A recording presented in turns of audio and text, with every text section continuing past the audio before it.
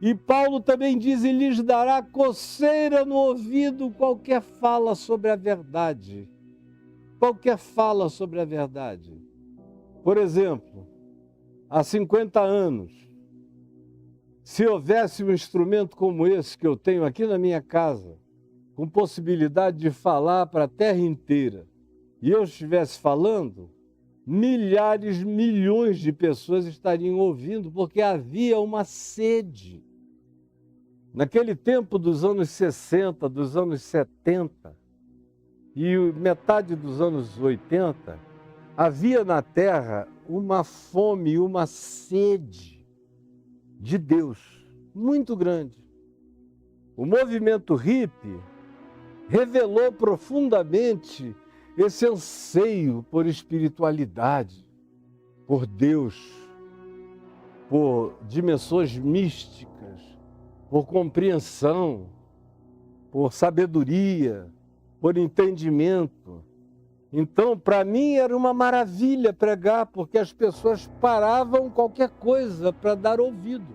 Se você dizia coisa com coisa fazendo sentido, você tinha a atenção e a audiência de uma quantidade brutal, chocante, diversa, múltipla, de indivíduos completamente distintos, mas olhando na mesma direção, com a mesma avidez.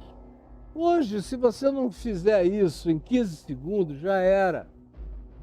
Você pegar uma plataforma dessa e você for analisar, você vai ver que, para a maioria das pessoas, conquanto lá se diga que você teve 200 mil visualizações, se você vai ver a média de visualizações, são 30 segundos. Isso da maioria, claro, que tem um grande grupo que assiste tudo, uma hora e tanto, querem saber mesmo, se atolam no desejo de compreender. Mas tem outros que só querem passar e dizer, eu já estive lá, eu vi.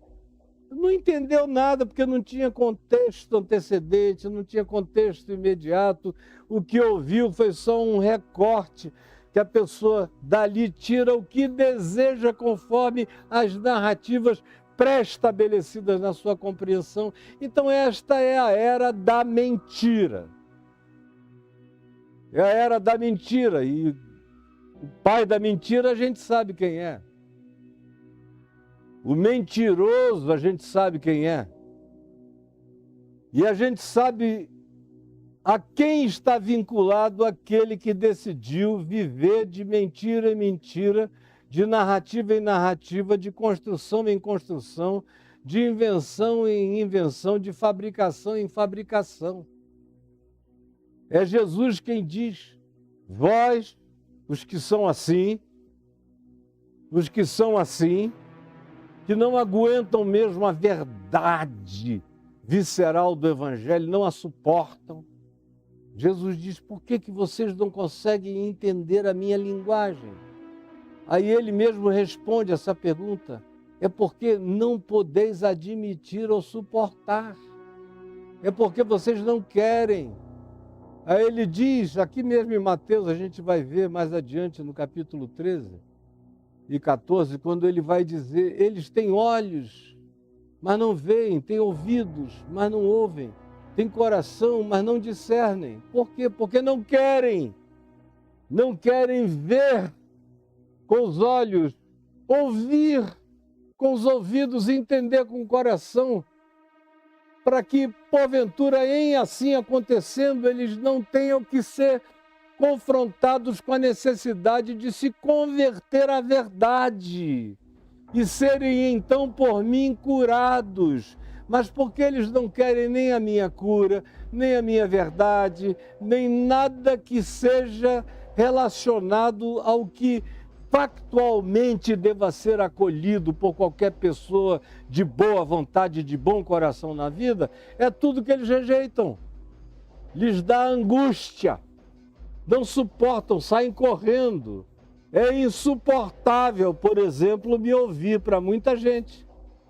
E eu ouço quase diariamente os comentários das esposas, dos maridos, dos filhos, ou dos pais, ou de amigos, dizendo, olha, o cara não aguenta te ouvir, é impressionante. E eu pergunto, se é porque você está falando alguma coisa errada? Ele não sabe nem explicar, mas a única coisa que ele diz é que você é muito convicto, muito assertivo. Eles olham nos seus olhos e não veem dúvida nenhuma, isso os molesta, angustia. Parece proceder de uma pessoa que está certa, que carrega isso como uma convicção inamovível no coração, aí se torna insuportável. Porque você não abre espaço para nenhum tipo de diálogo com a mentira. É pão, pão, queijo, queijo. É faca na bota. Entra e entra. Ou o cara corre porque não aguenta. Então, esse é o contexto atual do que a gente vive.